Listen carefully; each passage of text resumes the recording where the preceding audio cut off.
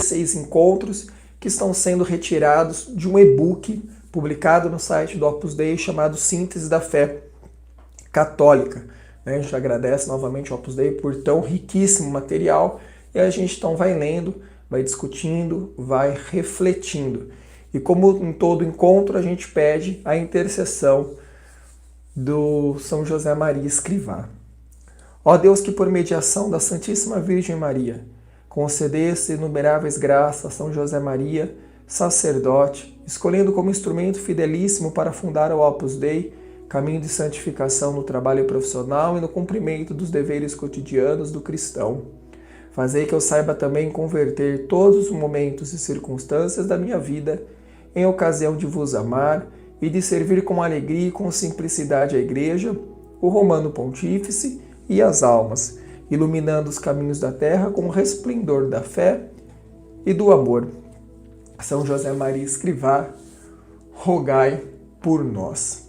E o nosso 14º tema hoje é sobre o Espírito Santo e a sua ação na Igreja. E quando a gente olha para o Espírito Santo, uma característica tem que estar clara para nós, é de que o Espírito Santo é a terceira pessoa da Santíssima Trindade. Então, quando eu falo em Deus, eu falo em Espírito Santo. Quando eu falo em Jesus Cristo, eu falo em Espírito Santo. E claro, quando eu falo em Espírito Santo, eu também estou dizendo. Então, assim, não há como desassociar o Espírito Santo dessa relação trinitária, que ao longo da história da salvação, desde o Antigo Testamento até a sua entrega no dia de Pentecostes, esse Espírito teve diversos nomes. O texto aqui fala que o Espírito Santo foi chamado de dom, o Espírito Santo foi chamado de Senhor, o Espírito Santo foi chamado de Espírito de Deus, Espírito da Verdade, Paráclito, entre outros termos. E veja, cada uma dessas palavras, cada uma dessas nomeações indica uma característica da Santíssima Trindade, da terceira pessoa da Santíssima Trindade. Ela é dom. Por que o Espírito Santo é um dom? Porque nos é dado pelo Pai e pelo Filho. O Espírito veio habitar em nossos corações, vai dizer em Gálatas. Então, assim, é um dom, é uma entrega que o Deus Pai e Deus Filho faz para nós. Ele veio para todos os homens e ele veio para sempre. Dele procedem, diz o texto, além disso, todas as graças e todos os dons, sendo a maior das quais é a vida eterna com as outras pessoas divinas. Ou seja, qual que é a maior graça que o Espírito Santo nos concede? Poder chegar ao céu. E nós vamos perceber que esse Espírito Santo, ele está, ele permanece presente na Igreja, e a Igreja só está em pé ao longo desses seus mais de 2020 anos por conta deste Espírito. Então nós vimos que o Espírito é um dom porque ele é uma entrega. Esse Espírito também, ele é Senhor, porque nós temos que lembrar, e a gente já falou isso em encontros passados, o termo Senhor aqui também representa Deus. Então quando eu digo que o Espírito é Senhor, eu estou justamente dizendo que ele é atribuído a uma característica divina, ou seja, ele é Deus. Além dele ser dom, além dele ser Senhor, ele também é um Espírito aqui de verdade. Por que ele é um Espírito de verdade? Porque ele ensina a verdade que é Cristo. Ele nos coloca na imagem da grande verdade que foi Jesus Cristo, caminho, verdade e vida. E a Igreja só pode e permanecerá existindo enquanto permanecer nesse Espírito de verdade. O Espírito também, além desses termos, tem o termo de Paráclito, que é aquele que consola, é aquele que advoga. É como se ele fosse ali, tomemos cuidado com o que eu vou dizer, o segundo Paráclito, porque o primeiro é o próprio Cristo. Cristo, sendo o primeiro Paráclito, promete o seu Espírito. É como se um outro Espírito viesse à Terra para permanecer conosco, dando ali uma continuidade ao processo de salvação, de salvação de Cristo, né? Veja o texto falando, ó. É o outro Paráclito, prometido por Cristo, que é o primeiro Paráclito. O texto grego diz outro Paráclito, e não um Paráclito diferente, para indicar a comunhão e a continuidade entre Cristo e o Espírito. Por quê? Porque onde está o Espírito está Cristo, e onde está o Cristo está o Espírito.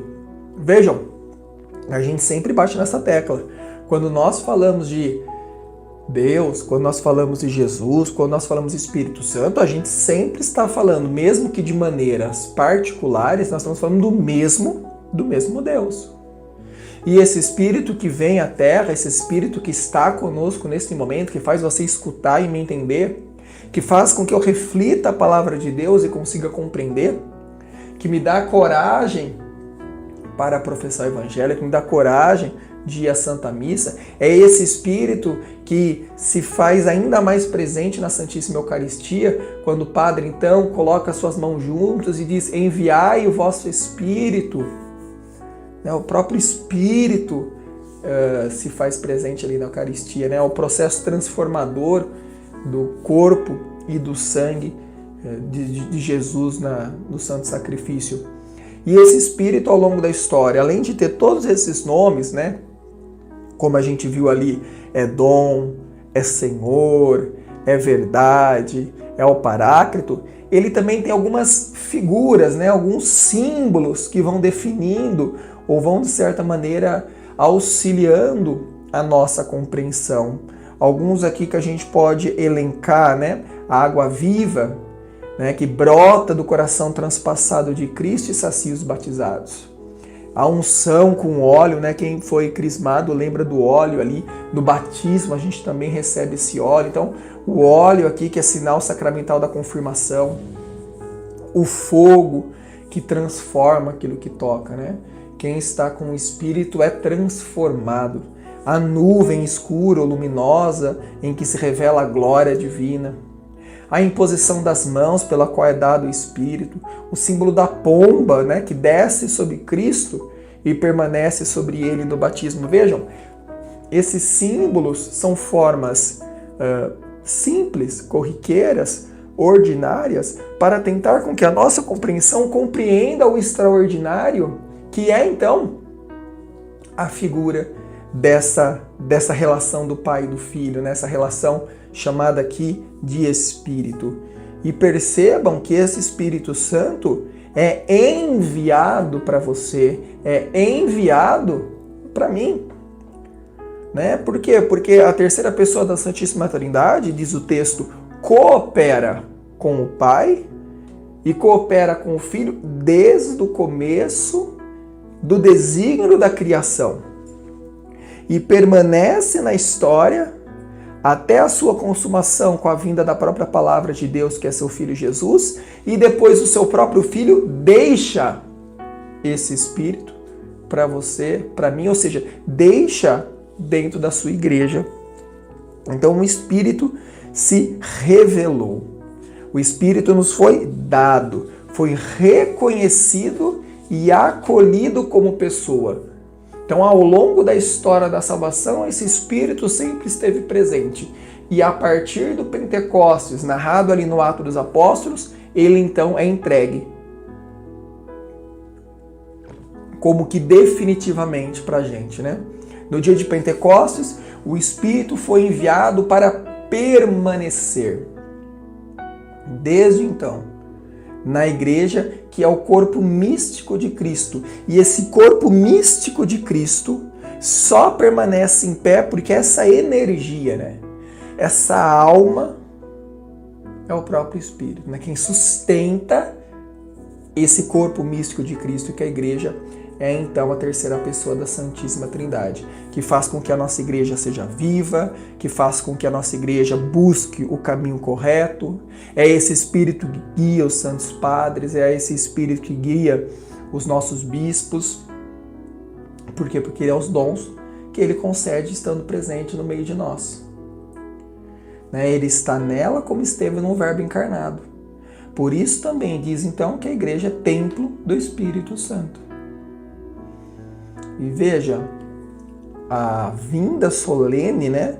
E o São José Maria Escrivá vai falar isso, né? A vinda solene do Espírito Santo no dia de Pentecostes não foi um acontecimento isolado. Vai dizer São José Maria Escrivá, né? Todas as páginas do Atos dos Apóstolos são nada mais do que nada menos do que o movimento do Espírito Santo que suscita na primeira igreja primitiva, na igreja católica nascente, o ideal de evangelizar, o ideal de buscar a verdade, o ideal de fazer o seu apostolado. Essa realidade profunda que o texto da Sagrada Escritura nos dá a conhecer não é uma recordação do passado, né, de uma época maravilhosa onde o Espírito estava presente com os apóstolos. Ela está hoje com o Papa Francisco. Ela está hoje com o nosso bispo, ela está hoje com o nosso sacerdote, ela está hoje com você. Né? É como se a gente elevasse a nossa miséria, né? Ou seja, a nossa pequeneza, a nossa humildade é muito perante da graça do Espírito Santo que permanece entre nós. E permanecerá para sempre enquanto Deus ali desejar. Ou seja, enquanto a igreja estiver em pé. Por isso que São Irineu de Lyon vai dizer que o Espírito Santo e o Cristo são as duas mãos de Deus. Ou seja, que agem no mundo, que permanecem no mundo, que fazem, então, a sua igreja, né, os seus fiéis, a crença em Deus Pai, Deus Filho e Deus Espírito Santo, permanecer, estar e, claro, vivificar, ou seja, acontecer entre nós. Não é à toa que quando nós vamos na missa, principalmente aos domingos, o que nós fazemos ali? Nós professamos a nossa fé.